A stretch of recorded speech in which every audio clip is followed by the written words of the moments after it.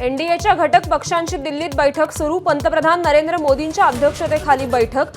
20 मुख्यमंत्री 18 उपमुख्यमंत्री बैठकीस हजर। अमित शहा, जेपी नड्डा, राजनाथ सिंह हे बडे नेतेही हजर।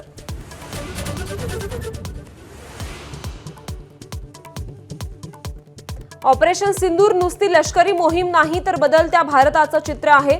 पंतप्रधान नरेंद्र मोदींचं मन की बात मध्ये प्रतिपादन। गडचिरोलीतल्या नक्षलग्रस्त काटेझरीमध्ये नव्या बदलांच्या सुरुवातीचाही केला उल्लेख।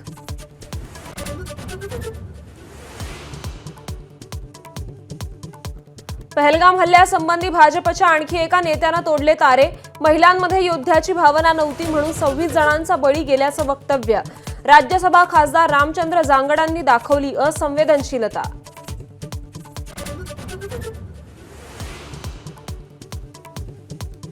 खासदार सुप्रिया सुळेंच्या नेतृत्वातील शिष्टमंडळ कतारमध्ये दाखल। तर द्रमुक खासदार कनिमोळींचं शिष्टमंडळ मॉस्कोत पोहोचलं।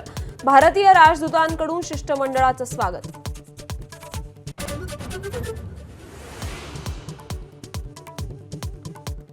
धनंजय मुंडेंना क्लीन चिट मिळाल्यास मंत्रिपदाचा राजीनामा देणार। छगन भुजबळांचं मोठं विधान।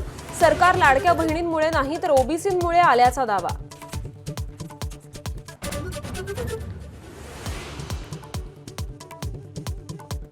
मुख्यमंत्री देवेंद्र फडणवीसांनी ठरवलं तर भुजबळ तिसरे उपमुख्यमंत्री होऊ शकतात। गिरीश महाजनांचं मोठं वक्तव्य। नाशिकच्या पालकमंत्री पदाबाबत बोलताना केलेल्या विधानानं चर्चांना उधाण। एबीपी माझा, उघडा डोळे बघा नीट।